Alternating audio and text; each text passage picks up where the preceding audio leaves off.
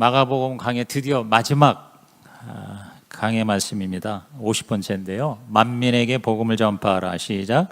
만민에게 복음을 전파하라 하는 제목으로 오늘 나누겠습니다. 이 마가복음은 마태, 마가, 누가, 요한 4복음서 중에 제일 짧아요. 16장밖에 안 됩니다. 그러나 예수 그리스도의 가장 강력한 모습, 그의 성품과 그의 사역을 보여주는 복음서죠. 특히 올해 우리의 목표인 예수처럼 리드하자. 시작. 예수처럼 리드하자. 이 우리의 올해 목표에 부합되는 복음서입니다. 왜냐하면 예수님이 이 땅에 오셔서 최고의 리더이셨는데 그의 리더십은 바로 섬기는 리더십이었다. 영어로 서번트 리더십이었어요. 그죠? 섬기는 리더십. 근데 예수님께서 그 섬기신 섬김은 딴 게 아니죠. 바로 저와 여러분을 구원하신 거예요. 그리고 그 구원의 복음을 전하신 거예요. 그래서 예수님은 시시때때로 내가 가서 전도하리니 이를 위하여 왔노라 그랬어요. 그래서 이 마가복음 마지막 말씀에 예수님께서 유언처럼 남기신 말씀이 만민에게 복음을 전파하라. 시작. 만민에게 복음을 전파하라. 이렇게 명하셨거든요. 그래서 저와 여러분은 관계전도자가 되는 거구나. 관계전도자. 제가 특세에 말씀했죠. 우리가 두 가지를 항상 명심하자고. 첫째는 내가 누구의 것이냐. 우리는 하나님의 것이죠. 우리는 예수님의 것이에요. 그래서 예수가 하나님이 우리의 주님이 되는 거거든요. 두 번째는 내가 누구이냐 하는 이 정체성, 자화상이 굉장히 중요하죠. 여러 가지가 있을 수 있는데 오늘 저는 예수님께서 복음을 전하는 전도자의 자화상을 우리한테 주시는 것 같아요. 그래서 우리 신약교회에서, 가정교회에서 관계전도자라는 말을 씁니다. 따라합시다. 나는 관계전도자입니다. 그러면 왜 우리가 전도를 해야 되고 그 다음에 어떤 복음을 전해야 할 것인가? 두 가지를 기억해서 첫째가 뭐냐면 부활의 복음. 시작. 부활의 복음이에요. 부활의 복음. 지난주 설교 말씀처럼 오직 예수만 믿어야 구원받는다 이렇게 주장하는 근거가 뭐냐? 바로 오직 예수님만이 부활하셨기 때문이죠. 그래서 부활은 바로 기독교의 근간이고 초석인 것이죠. 이 세상에 수많은 사람이 살았지만 다 죽었어요. 죽었다가 다시 산 자는 한 사람도 없어요. 오직 예수님만이 죽음을 이기고 사망 권세를 이기고 부활하셨어요. 그래서 우리가 예수를 믿어야 되는 거예요. 그래서 우리가 예수를 전도해야 되는 거예요. 예수만이 죽음을 이길 수 있는 진정한 구원자이시다. 동의하시면 아멘 하십시다. 그래서 바울도 로마서 10장 9절에 우리 다 같이 큰 소리로, 너무 중요한 말씀입니다. 시작. 내가 만일 내 입으로 예수를 주로 시인하며 또 하나님께서 그를 죽은 자 가운데서 살리신 것을 내 마음에 믿으면 뭘 받아? 구원을 받으리라 그랬어요. 여기 두 가지입니다. 예수를 주로 시인하면 그랬어요. 예수 그리스도가 나의 구원자이시고 주인님이십니다. 이렇게 시인을 하고 그 다음에 두 번째 뭡니까? 그를 죽은 자 가운데서 살리신 것을 믿으면 그랬어요. 부활이죠, 부활. 그러니까 복음에는 이 부활이 굉장히 중요한 거예요. 부활을 믿으면 구원을 얻는다 그랬어요. 구원이라는 게 죽음에서부터의 구원이잖아요. 둘째 죽음인 지옥으로부터의 구원이잖아요. 그러면 그 죽음을 이기신 분이 누구예요? 예수님이고 예수님의 부활이 바로 그 증거가 되는 것이죠. 그러니까 예수 부활이 없으면 우리가 예수를 믿어도 헛것이라 이 말이에요.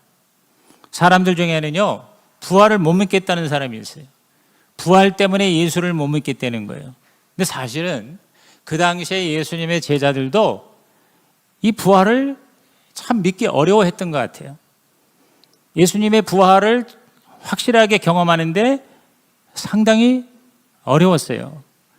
사실 이 마가복음은 지난주로 끝나는 겁니다. 마가복음 16장 8절에서 끝나는데 오늘 우리 읽은 본문 다는 안 읽었지만 9절부터 20절까지의 이 부분은요 일종의 부록이에요. 부록. 나중에 더 덧붙였다고 볼 수가 있습니다. 그 내용은 뭐냐면 부활하신 예수님을 만난 사람들의 이야기예요. 부활하신 예수님을 체험한 사람들의 체험담입니다. 그래서 예수를 만난 자들이 처음에는 다 예수님의 부활을 믿을 수 없어 했어요.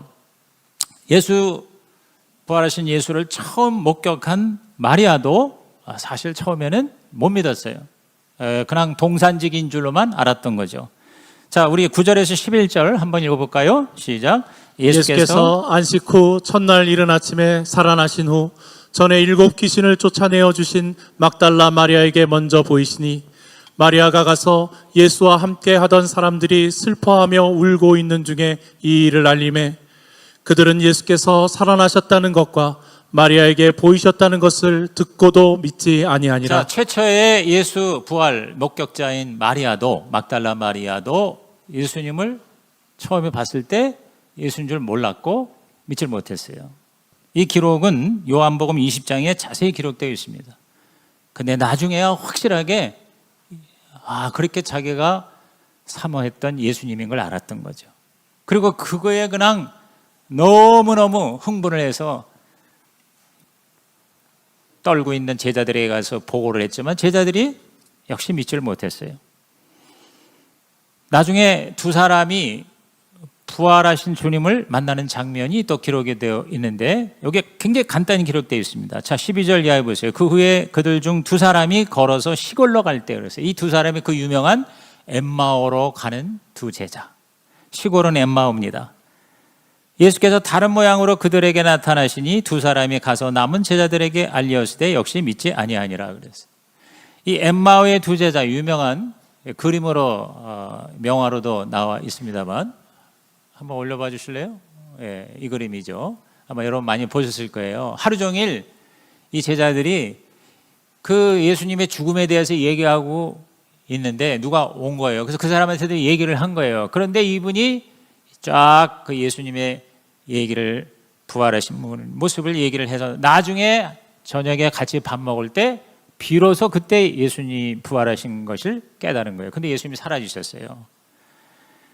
이렇게 그 당시에 제자들이 부활하신 예수님을 믿기가 좀처럼 쉽지 않았어요. 그래서 여러분도 이 부활이 잘 믿어지지 않은 분은 위로를 좀 받으십시오. 제자들도 제대로 믿지 못했다. 사실 현대인과 달리 옛사람들은 부활을 믿기가 더 어려웠을 것이라고 봅니다. 왜냐하면 우리 현대인들은 죽음을 실감나게 경험하지를 못하거든요. 대다수 병원에서 죽잖아요. 그리고 장례도 상조 회사에서 다 알아서 해주는 경우가 많기 때문에 이 죽은 시체를 굉장히 리얼하게 목격하기가 쉽지 않습니다. 그러나 옛 시절에는 집에서 대부분 죽어요. 장례도 다 집에서 치릅니다. 그렇기 때문에 죽은 사람, 산 사람을 구별하는 게 우리보다 훨씬 더 확실하고 수월했을 것입니다. 그렇기 때문에 사람이 죽었다가 사흘 다시 산다? 좀처럼 믿기가 어려운 일이었을 것이에요. 그런데 이 믿어지지 않는다면 믿어지지 않는 자에게 좋은 방법이 있습니다. 그건 예수님이 죽었다가 다시 부활하셨다는 것을 믿는 것처럼 내가 행동하는 거예요. 믿는 것처럼 내가 살아보는 거예요. 예수께서 부활하셨다고 하니 예수님이 지금 살아계신 것을 내가 인정하는 거예요. 그리고 영접하는 거예요. 예수께서 우리가 주님을 영접하면 다 죄를 용서하신다고 하니 그렇게 믿기로 내가 정하는 것입니다. 죄책감으로 괴로워하지 말고 용서해 주셨다는 걸 믿고 그냥 감사의 기도를 하나님께 올리는 것이죠. 여러분, 우리가요 자꾸 이렇게 연기하고 흉내를 내다 보면요 그대로 됩니다. 사실이 되는 경우가 있어요. 예수 믿으면 의롭다고 했으니까 그냥 내가 의롭게 된 걸 믿어보는 거예요. 나를 의롭다고 했으니까 하나님이 나를 예쁘게 봐주실 것을 그렇게 내가 믿고 편안한 마음으로 하나님 앞에 그냥 어린아이처럼 나가서 하나님 하고 기도하고 도움을 청하는 겁니다. 여러분, 그러면은요 실제로 믿어지게 된다는 것이죠. 하나님이 나한테 리얼하게 다가오시는 것이에요. 그런 거 심리적인 조작이 아니야? 여러분, 심리적인 조작이란 사실이 아닌 것을 사실인 것처럼 그렇게 믿게 하는 것이죠. 그러나 예수의 부활은 사실이에요. 역사적인 사실이에요. 이 역사적인 사건을 사실로서 받아들일 때 진리가 되는 거예요. 그러면 진리가 우리를 자유케 하는 것입니다. 여러분, 기독교는 체험의 종교입니다. 하나님 보이지 않지만 보이지 않는 하나님을 우리가 어떻게 해요? 체험할 수가 있어요. 뭘로? 믿음으로. 그러니까 믿음이라는 건 보이지 않는 것을 보는 그런 결단인 것이죠. 그래서 우리가 내가 믿음이 안 와도 한번 내가 믿는 대로 살아보겠다고 자꾸 생각하고 자꾸 말하고 그러다 보면요, 진짜 믿음이 생기는 것이에요. 부활을 못 믿겠거들랑, 믿어지지 않거들랑, 예수님이 부활하신 것처럼 내가 자꾸 생각하고 말하고 그렇게 한번 살아보는 것이에요. 기도도 마찬가지입니다. 기도 응답이 이게 자연적인 것으로 된 것인지 아니면 정말 하나님이 응답한 것인지 확실하지가 않을 경우, 그럴 경우 그냥 자연이 아닌 하나님의 초자연적인 역사로 그냥 내가 믿어보는 것이죠. 그렇게 믿으라고 하는 거는요, 성경에 그렇게 약속이 되어 있기 때문입니다. 그러니까 우리가 잘 믿어지지 않아도 성경이 그렇다고 되어 있으니 그러면 그런 줄 알고 내가 그대로 한번 믿고 행동을 해보는 것입니다. 그럴 때 하나님께서 우리 가운데 작은 것에서부터 점점 큰 것으로 체험케 하시고, 그래서 하나님이 보이지 않지만 정말 내 옆에 있는 나의 육신의 아버지 못지않게 확실하게 저와 여러분에게 다가오게 되고 경험되어지게 되는 것입니다. 그렇기 때문에 자꾸 이론적으로 머리를 굴리지 마시고, 기독교는 체험의 종교이니 믿기로 결정하고 믿는 것처럼 생각하고 말하고 행동하고 살다 보면 정말 하나님을 확실하게 만나게 되고 부활하신 주님을 체험하게 될 줄로 믿는 것입니다. 하나님 절대 존재하지 않아 라고 그런 절대적 확신이 있다면 몰라도 하나님이 계신 것도 같고 안 계신 것도 같다, 혹시 이렇습니까? 그렇다면 그냥 하나님이 계신 쪽으로 내가 믿기로 작정하는 거예요. 결단하는 거예요. 믿음은 결단이다. 시작. 믿음은 결단이다. 여러분, 우리가 일단 결단하고 작정하고 나가다 보면 그것이 우리에게 현실이 되는 경우가 얼마나 많습니까? 그죠? 모든 이 세상의 창조가 다 그렇게 해서 일어나는 거거든요. 작년에 우리가 종교개혁 성지순례 가기로 결단했더니 24명이 갔다 왔잖아요. 작년 말에 우리 이 지하 성전을 새롭게 건축해서 한번 일어나 보자고 하고 결단했더니 성도들이 마음을 모았더니 지금 쓰레기장 같은 지하가 완전히 새롭게 변화됐잖아요. 할렐루야. 저와 여러분이 하나님의 말씀을 믿고 하나님이 주신 그러한 거룩한 소원을, 꿈을 가지고 결단하고 나아가면 하나님께서 역사하실 줄로 믿는 것입니다. 믿기로 결정하면 믿게 되는 것입니다. 믿음은 결국 선택이며 결단인 것입니다. 자기 문제를 하나님의 뜻대로 하면 해결해 주실 것도 같고 아닐 것도 같다면 눈 딱 감고 그냥 믿기로 결정을 하십시오. 그러면 하나님께서 책임져 주시고 체험하게 하실 줄로 믿는 것이죠. 그래서 제가 믿음에 대한 정의를 얘기할 때 4가지 항상 기억하세요.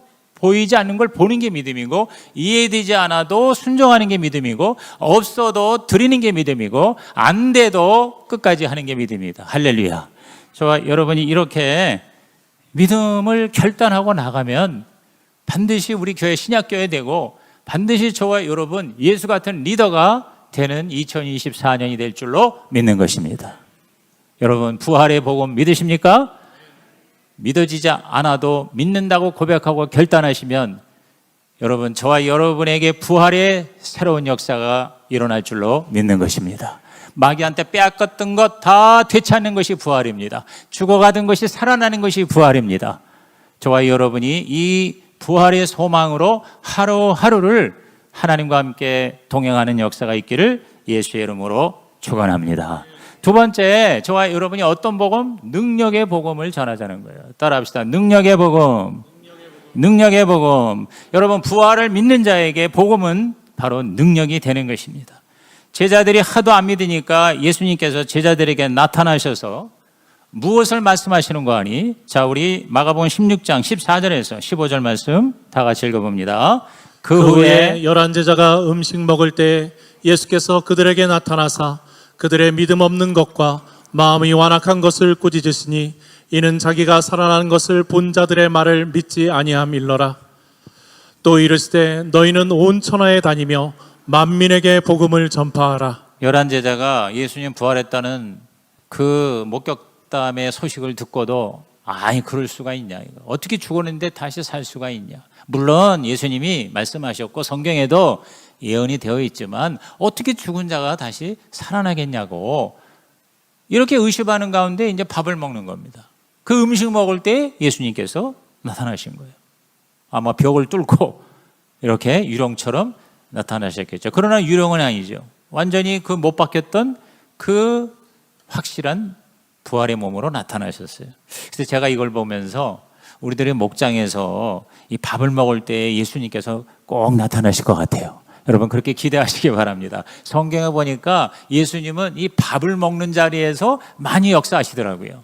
그래서 목장이 그래서 좋은 거라는 거죠. 같이 밥 먹으면서 예수의 이름으로 이 밥이 바로 주님의 성찬이 되고 애찬이 된다 하는 기대감을 가지고 함께 모여서 같이 밥 먹는 자리에 우리 주님께서 부활하신 주님께서 성령으로 동석하실 줄로 믿는 것이죠. 근데 그들이 믿지 아니한 상태인데 15절에 예수께서 뭐라고 얘기합니까? 만민에게 복음을 전파하라. 시작. 만민에게 복음을 전파하라 그랬어요. 여러분 이 예수님의 마지막 말씀이 그동안 1년 동안 제가 설교한 마가복음의 마지막 결론입니다. 예수께서는 모든 사복음서에 다 이 지상명령으로 마무리를 하셨어요. 예수의 부활을 체험한 자는 그 부활의 복음을 전할 때 그 복음이 바로 능력의 복음이 된다는 것이죠. 우리가 복음을 전하는 것은 사명이고 의무를 넘어 하나님의 능력을 경험하는 기가 막힌 절호의 기회가 된다는 것입니다. 놀라운 하늘의 복이 될 수가 있는 것이죠. 그렇기 때문에 저와 여러분이 이 전도에 대해서 자꾸 부담을 하면 느끼지 마십시오. 전도는 부담이 아니라 축복입니다. 전도는 축복이다. 시작. 전도는 축복이다. 이렇게 여러분 받아들이세요. 왜냐하면 지금 긴가민가 하는 이 제자들에게 예수께서 복음을 전하라 라고 했을 때 그 말에 그냥 결단하고 순종했단 말이에요. 아까 얘기한 것처럼 믿음은 결단입니다. 이런 것도 같고 저런 것도 같은데 이왕이면 하나님이 약속하신 주님이 명령하신 그곳으로 기울어 버리는 거예요. 눈 딱 감고. 그랬더니 뭐요? 놀라운 역사가 일어나는 것이죠. 그래서 복음이 바로 능력이 되는 것이죠. 복음 자체가 능력이지만 그 복음을 내가 믿을 때 진짜 능력이 되고 그 복음을 다른 사람에게 전할 때 그 능력이 확실하게 나타나는 것입니다. 그래서 바로 예수께서 복음을 전하는 전도자에게 부활의 복음을 믿는 자에게 어떠한 능력이 나타나는가를 17절 18절에 이렇게 약속하셨습니다. 그 유명한 말씀 다 같이 큰 소리로 시작. 믿는 자들에게는 이런 표적이 따르리니 곧 그들이 내 이름으로 귀신을 쫓아내며 새 방언을 말하며 뱀을 집어올리며 무슨 독을 마실지라도 해를 받지 아니하며 병든 사람에게 손을 얹은즉 나으리라 하시더라. 여러분 이 말씀 우리가 오늘 잘 기울여 드려야 됩니다. 여기 믿는 자들에게는 이런 표적이 따르리니 하면서 초자연적인 능력의 역사가 나타납니다. 즉 귀신이 쫓겨나고 새 방언을 말하고 뱀을 집어올리고 독을 마셔도 해를 받지 않고 병든 사람에게 손을 얹은 나으리. 이게 바로 예수님의 사역이죠. 이것이 나타나는 대상이 누구냐? 믿는 자에게. 근데 이 믿는 자라는 것이 그냥 예수를 믿습니다 이러고만 있는 자가 아니라 그 예수의 복음을 전하는 자라는 것입니다. 왜냐하면 자, 이 17절 18절 자 바로 다시 그 앞 구절로 들어가 봅니다. 15절 16절 보십시오. 또 이르시되 너희는 온 천하에 다니며 만민에게 복음을 전파하라 그랬어요. 믿고 세례를 받는 자는 구원을 얻을 것이요 믿지 않은 사람은 정죄를 받으리라. 자, 이렇게 복음을 전파하라 하고 제자들에게 전도를 명령했죠. 그래서 그 전도를 하라는 주님의 명령을 믿고 따르는 그 자들에게 이런 표적이 따르르니 그랬어요. 여기 믿는 자라는 것은 천하 만민에게 나아가 복음을 전하는 자를 말하는 것이 하나님의 복음의 능력이 나타나는 이유는요, 바로 하나님의 명령을 그대로 실천하여 하나님의 가장 기뻐하시는 일, 즉 영혼 구원을 실천하기 때문인 것이죠. 그 이유가 20절의 마지막 구절입니다. 마가복음 전체의 마지막 구절 굉장히 중요해요. 우리 다 같이 읽습니다. 시작. 제자들이 나가 두루 전파할세 주께서 함께 역사하사 그 따르는 표적으로 말씀을 확실히 증언하시니라. 자, 긴가민가 아직 예수가 부활했다는데 믿을 수가 없어요. 나타나는데도 불구하고 도마는 그래도 못 믿겠어요. 그 손에 못자국을 봐야 믿겠다이다. 다 보여주셨어요. 아직도 긴가민가해. 그런데 그들이 아마 이 사이에 성령이 역사하셨다고 보는데요. 아무튼 제자들이 나갔다고 그랬어요. 만민에게 전도하라 하는 말을 어떻게 했어요? 순종했어요. 여러분, 순종이 믿음입니다. 믿습니다 한다고 믿음이 센 게 아니에요. 주께서 하라는 대로 나가서 두루 전파했다 이 말이에요. 그랬더니 주께서 함께 역사하사 그랬어요. 이건 성령이죠. 주께서 함께 역사하사 그 따르는 표적으로, 자 앞에 17절 18절에 여러 초자연적인 역사죠. 그죠? 귀신이 쫓겨가고 무슨 독을 마셔도 해를 받지 않고 뱀을 집어 올리고 병을 치료하고 새 방언을 말하고, 이거는 그야말로 초자연적인 하나님의 능력입니다. 이 능력이 표적이 나타나서 말씀을 증거하게 했다 이 말이에요. 증명시켰다 이 말이에요. 저는 여기서 전도는 바로 파트너십이라는 거예요. 하나님과 우리와의 파트너십이에요. 우리가 나가서 전하니까 성령님도 함께 역사하셨다는 거예요. 우리 신약교회도 전도는 혼자 하는 게 아니라 우리 이 331 운동처럼 우리 성도들은 목장에 데리고 오기만 하면 전도 끝. 목자, 목녀는 데리고 온 사람을 잘 사랑으로 섬겨서 목장에 정착시키게 하면, 그리고 뭐예요? 담임 목사한테 데리고 와. 그래서 예수 영접까지 시키면 전도 끝. 그 다음에 목사는 데리고 온 그 VIP를 어떻게 해요? 복음을 잘 전해서 예수를 영접시키고 세례를 주면 전도 끝이에요. 다시 말해서 목원과 목자와 목사가 함께하는 파트너십이 바로 신약교회, 가정교회 전도 방법입니다. 그런데 여기는 크게 말해서 하나님과 인간의 합작품이 전도라는 것입니다. 자, 제자들이 나아가서 전파하자 주께서 함께 역사하사 표적이 나타났다. 17절 18절에 초자연적인 능력이 나타나게 되었다. 그러니까 저와 여러분이 하나님의 여러 가지 얘기할 수 있어요. 은혜라든가 축복이라든가 은사라든가 능력이라든가 기적이라든가, 이거 여러분 원하잖아요. 단지 그것을 내가 가지고 싶어서만 원하면요, 이상하게 안 나타나요. 그런데 그거를 가지고 내가 예수님의 지상명령, 만민에게 복음을 전파하라, 주님의 가장 기뻐하시는 영혼 구원을 위해서 주여 능력을 주옵소서, 주여 은사를 주옵소서, 주여 물질을 주옵소서. 여러분 이렇게 구하고 실제로 그렇게 행하면 하나님의 기사와 표적이 우리 가운데에 나타나게 될 줄로 믿는 것입니다. 그렇기 때문에 이 성령운동에서 이 부작용과 문제가 뭐냐면 그냥 받기만 하려고 그래요. 방언을 말하고 기적을 경험하고 예언도 하고 여러 가지 신비로운 체험을 자꾸 추구하잖아요. 그것에만 머무르면은요 사실은 의미가 없는 거예요. 그리고 그렇게 받았다 하더라도 사실은 소용이 없고 심지어는 위험할 수도 있어요. 그래서 내가 대단한 체험을 했고 대단한 은사를 받았다고 자랑만 하지 쓰임을 받지 못할 수가 있어요. 심지어는 이단이 되는 겁니다. 여러분, 이단들이 다 처음에는 제대로 출발했어요. 처음에는 다 하나님을 사랑하고 그 다음에 성령을 사모했어요. 근데 능력을 받았어요. 능력을 받은 걸 내 것으로 만든 거예요. 내가 방언하고 예언하고 내가 막 치료하고 신유의 역사가 나타나고, 그러니까 마치 내가 뭘 하듯이 교만해지고 자기가 신이 되고, 그러다 보니까 그 하나님이 우리에게 은사와 능력과 초자연적인 역사를 주신 목적을 상실하고 마는 것이죠. 그래서 자기가 신이 되는 거예요. 자기가 교주가 되는 거예요. 우리가 2단 교주까지 안 가야 됩니다. 많은 오늘 그리스도인들이요, 은혜와 은사를 많이 경험을 했는데 그냥 거기서 끝이야. 왜 그래요? 그 주신 목적을 상실했기 때문이에요. 성령이 임하시면 권능을 받고 뭐가 돼? 증인이 되리라 그랬어요.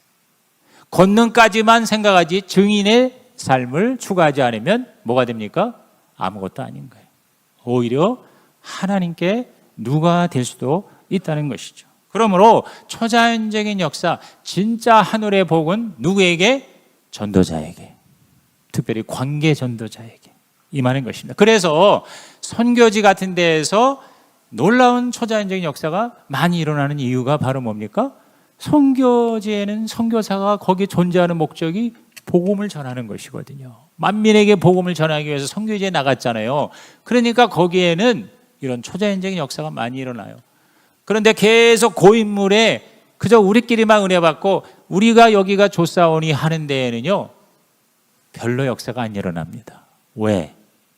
예수님이 가장 원하시는 것에 초점을 맞추지 못하기 때문인 것이죠. 그런 점에서 저는 이 신약교회가 너무 감사한 거예요.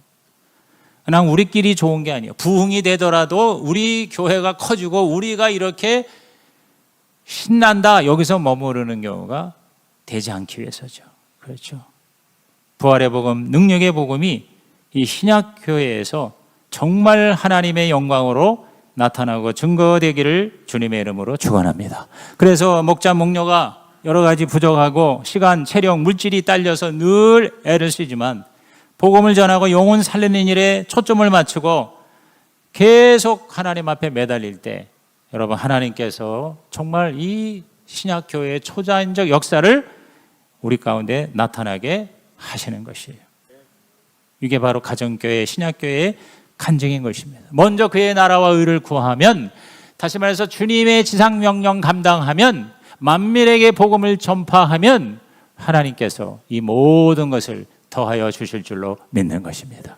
제가 이번에 호주에 가서 27 목사 목회자를 인터뷰했습니다.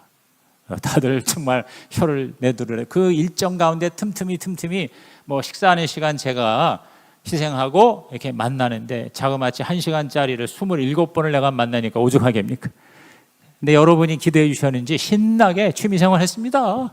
다들 어이구 뭐 고생이 많다는데 고생이 아니에요. 난 취미생활 하는 거예요. 근데 제가 그 27의 목회자와 목자 목녀를 인터뷰하면서 너무 많은 것을 깨달았어요. 이게 저에게 복이죠. 여러분, 희생과 헌신과 섬김이 진짜 복이라는 걸 믿으시길 바랍니다. 그래서 편하게 신앙생활 하는 거, 몸도 편하면요 병에 걸리기 쉬워요.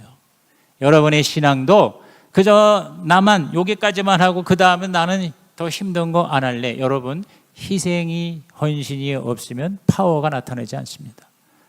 여러분께서 하나님께 쓰임받고 예수처럼 리드하는 삶을 살기 원하십니까? 편안 바치지 마시고 예수께서 우리에게 명하신 것에 집중하는 남은 생애가 되시기를 주의 이름으로 축복합니다. 제가 보니까 지금 호주에요, 옛날에 큰 교회 됐던 교회가 다 지금 다 쪼그라들고 있어요. 그리고 싸움을 그렇게 해요. 뭐 법정 소송까지 지금 이어지고 있어요. 근데 보니까 젊은 그룹들의 이 가정교회들은요 지금 다 일어나고 있어요. 왜냐하면 그들의 초점은 무슨 자기 파워 형성이 아니에요. 이게 싸우는 게 아니라 전하는 거예요. 어떻게든지 영혼 구원하고 복음을 전하는 삶을. 그래가지고 대부분 이제 나중에 여러분이 BCJ 영상 들어보세요. 자, 워킹 할러데이라고 해서 호주는 일하면서 호주를 경험하게 해서 와서 더 공부를 하든지 아니면 이민을 오든지 하게 하는 정책이 지난 수십 년 동안 있었어요. 그래서 그 호주 쪽으로 많은 젊은이들이 갔어요. 그러면서 뭔가 여기 와서 내가 돈 벌고 이민 오고 공부 많이 하고 잘 먹고 잘 살려고 왔는데 예수님을 만나게 됩니다. 이 목자 목녀나 가정교회 성도들 통해서 목장에 초대되고 예수의 복음을 듣고 세례를 받고 목장을 통해서 사랑과 섬김으로 영적으로 성장해서 심지어는 3개월 만에 6개월 만에 목자 목녀가 되는데, 놀라운 사실은 단지 와서 성공하고 잘 먹고 잘 사는 것만이 아니라, 자, 예수 믿고 구원받았죠. 그리고 거기서 좋은 또 배우자를 만나게 됩니다. 좋은 일터를 얻게 됩니다. 집을 사게 되고 영주권을 얻게 되고, 그리고 계속 열심히 돈 벌어서 주님 나라 위해서 멋지게 쓰임받는 정말 예수 비슷한 사람들로 이렇게 일어나더라고요. 얼마나 영광스럽고 아름다운 삶입니까? 우리가 한국에서 사는지 미국에서 사는지 호주에서 사는지 이것이 중요한 게 아니죠. 어디에서 살든지 간에 그것이 바로 천국이 되고 하나님의 나라가 되는 것이 저와 여러분의 간절한 소원 아닙니까? 여러분의 삶이 바로 예수처럼 되어 잠깐 살다가는 한 번의 인생이지만 정말 아쉬움이 없고 후회가 없고 보람 있고 행복한 죽어서만 가는 천국이 아니라 이 땅에서도 천국을 누리는 진정한 예수 제자가 되시기를 주의 이름으로 축복합니다.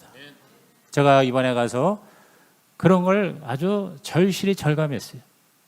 호주의 가정교회는 15년밖에 안 됐습니다. 미국이 30년이고 한국이 20년이고 호주가 15년인데 굉장히 빠른 속도로 교회가 일어나고 있어요. 대양주 전체에 한 400개 교회가 있는데 대양주라 하면 오스트레일리아, 뉴질랜드, 피지 이런 나라입니다. 한인교회를 말하는 겁니다. 그런데 그 교회 중에 지금 거의 한 100개가량이 지금 신약교회, 가정교회가 되고 있어요. 그래서 그 주인공들과 주역들과 함께 교제하면서 제가 정말 많은 감동을 받고 정말 목회자와 목자와 목녀들이 큰 애를 쓰고 그 정말 어쩔 수 없는 상황인데도 주님이 원하시는 길을 찾으면서 몸부림치는 거 볼 때 제 마음 가운데 국민의 마음이 생기는 거예요. 하나님 아버지의 마음이 생기는 거예요. 특별히 그 목회자들이 정말 신약교회로 일어서기를 원하는데 그런 거에 대한 이 세미나를 듣고 많은 사람이 와서 상담을 요구하고 또 힘을 받고 격려를 받고 잠깐 와서 흘려버린 그 메시지에 많은 도전이 되었습니다. 오늘 우리 성시교회에 사명이 있습니다. 우리 교회가 10월 달에 평생만 한두 번 하는 것이 아닙니다. 저는 이 지하가 이제 완공이 될 때 이 안에서 많은 우리 목회자, 많은 우리 교회 지도자들을 초청하고 그들에게 우리가 신약교회로서 발돋움할 수 있는, 그래서 저는 가정교회 정신과 제가 옛날에 박사학위 받으면서 준비했던 이런 것들을 잘 조합을 해서 정말 영혼 구원, 믿지 않은 사람들 구원하는 회심 성장과 믿다가 타락한 사람을 다시 주님 앞으로 인도하는 회복 성장, 이 두 가지입니다. 우리 신약교회는요, 다른 교회 다니는 사람 우리가 수평 이동하는 게 아니라 믿지 않는 사람 회심 성장과 믿다가 타락한 사람 다시 주님 앞으로 인도하는 회복 성장, 이 두 가지로 우리가 한 100명, 200명, 300명 되는 적절한 규모의 아름다운 신약교회를 세우는 일에 주께서는 저와 여러분을 쓰실 줄로 믿는 것이에요. 이것이 마가복음의 결론이에요. 우리 다 같이 여러분 받으신 프린트의 결론을 큰 소리로 읽겠습니다. 마가복음의 총 결론은 만민에게 복음을 전하라는 것이다. 예수님의 복음은 부활의 복음, 능력의 복음이다. 부활은 기독교의 초석이다. 믿어지지 않아도 믿기로 작정하고 믿는 것처럼 살면 믿어지고 체험된다. 능력의 복음, 성령의 초자연적 역사는 그냥 믿는 자에게 임하는 것이 아니라 전도하는 자에게 임하는 것이다. 전도는 전하는 자나 받는 자나 다 축복과 선물이다. 믿기만 하지 말고 믿고 전하자. 그럴 때 그 복음이 부활이 되고 능력이 된다. 전도하면 최고의 복을 받는다. 주님, 내가 만난 주님과 복음을 모든 사람에게 전하겠습니다. 아멘. 여러분의 결단 카드 꺼내시고요. 오늘 나에게 주시는 주님의 음성을 한 문장이라도 기록하고 결단하고 헌신대 앞에 나와서 기도받으시기를 바랍니다.